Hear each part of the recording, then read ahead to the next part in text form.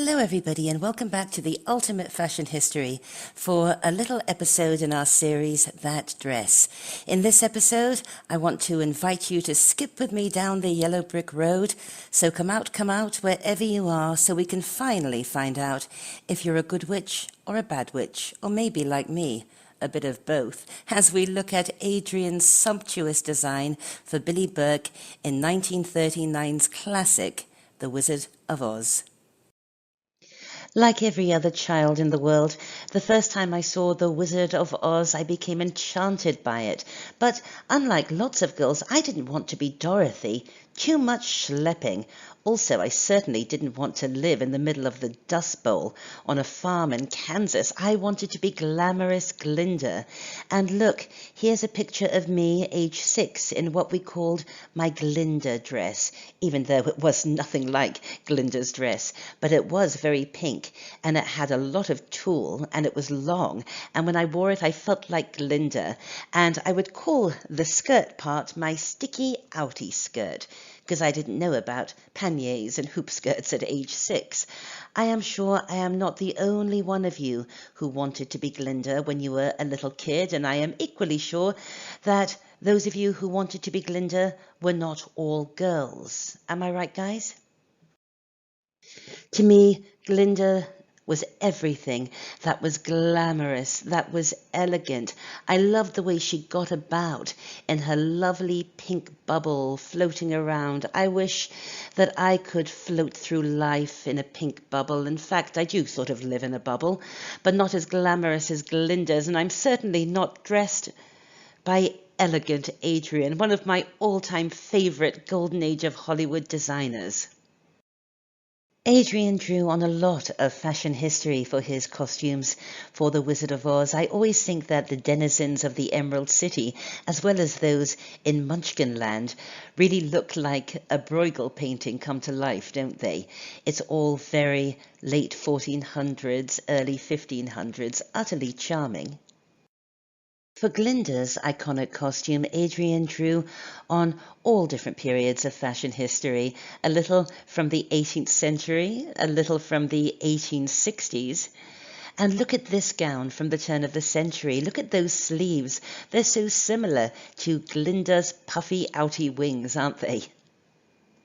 For the colour, this pink, I honestly think that he was probably inspired by the illustrations in the early editions of the book that always depicted Glinda wearing pink. And as for all that tulle, we know that Adrian was a master at working with tulle, and of course that's Joan Crawford.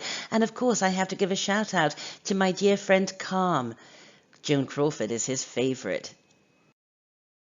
And there is a belief amongst many that Adrian didn't actually have to go that far back in history for inspiration, that he only had to go back 3 years to 1936 and his own design for Jeanette MacDonald in the movie San Francisco.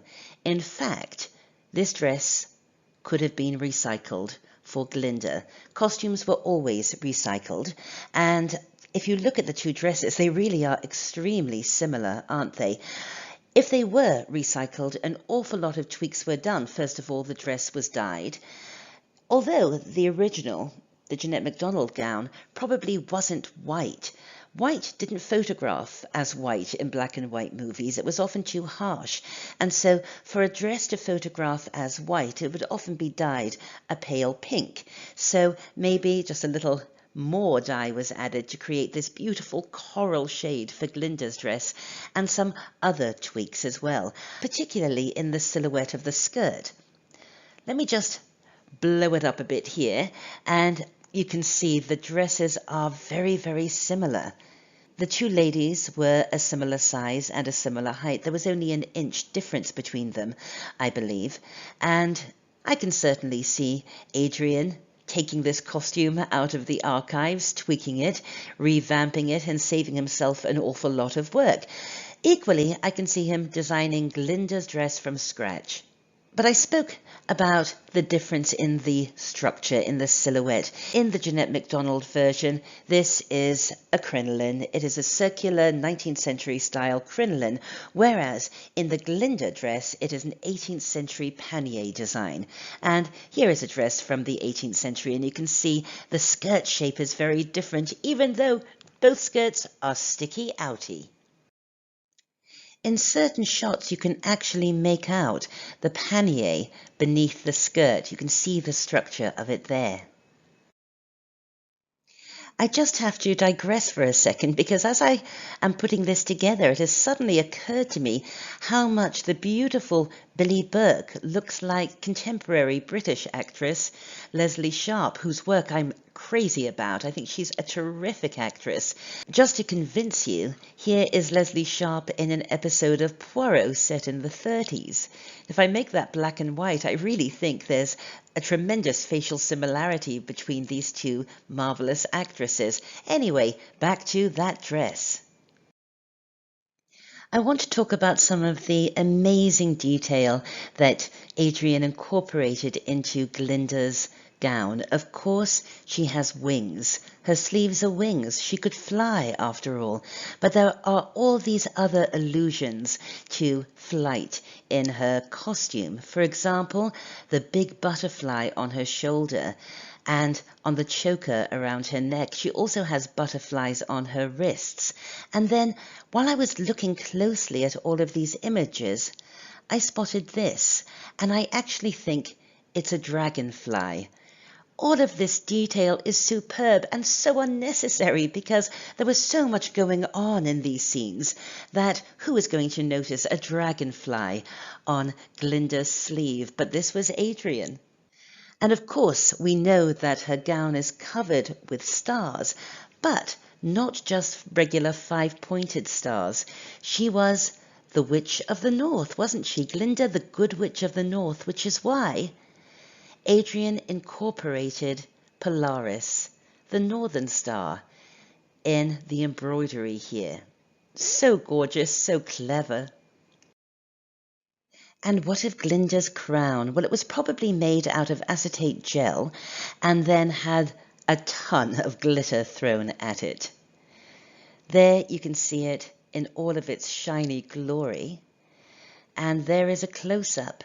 I love the way that the glitter and the sequins and the gemstones, or whatever it is that makes this so sparkly, are splayed out, sort of like a sunburst or the light from Polaris, right? One thing I can't talk to you about are the shoes that Billie Burke wore because we never see them.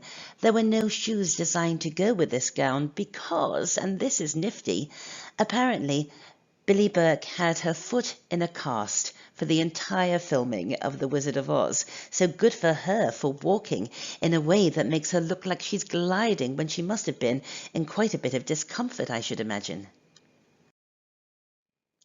I want to talk about the colour for a second. This beautiful sort of dusty rose edging towards coral palette that he uses for Billie Burke here. The Wizard of Oz was a Technicolor extravaganza, but he cleverly didn't use Schiaparelli pink, for example. He used this very soft pink, and with all of this softness in both palette, all of this tulle, all of this floaty, princessy sweetness, doesn't Glinda's costume make a great contrast to that chic black outfit worn by the Wicked Witch of the West? So when you see them together on camera, it works perfectly, doesn't it? This contrast. If he had put Billie Burke in scap pink, it wouldn't have been so dramatic, I don't think. And by the way, I really like the Wicked Witch of the West. I think it's terribly chic. I think it's very Rei Kawakubo.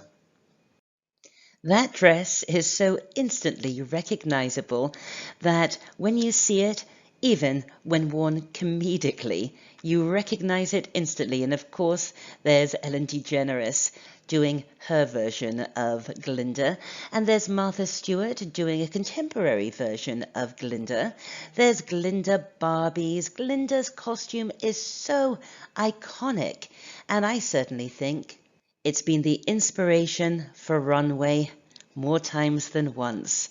You know what? You can even get a Glinda costume for your dog. Well, I hope you enjoyed that episode on the Ultimate Fashion History. You can contact me through my website, amandahallay.com. Join our Facebook group. We always have loads of fun over there. Check out our books at Dean Street Press. I'll be back very soon with more episodes on the UFH. So just click that little circle to subscribe, and don't forget to click like as well. Like and subscribe, that's what they say. I'll be back very soon with more. Take care. Bye.